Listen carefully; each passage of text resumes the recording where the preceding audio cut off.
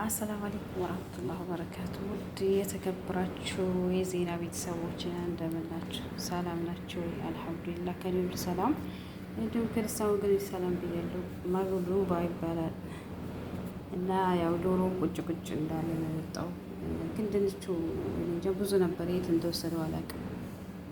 እና በአረቦች በጣም የሚወደድ ምግብ ነው እላችኋለሁ። ማግሉባ ነው የሚባለው እና ካሜራው ነጭ ነው የሚያደርገው። ሊሽ ማባረፍ የሚያስጠላ ከለር ሰጠዋል። ግን ሮዙ ብትን ያለ ነው፣ ያው ከስር ያለው ነው ሶሱ እንዲህ ያደርገው እንጂ እና ማግሉባ ይባላል።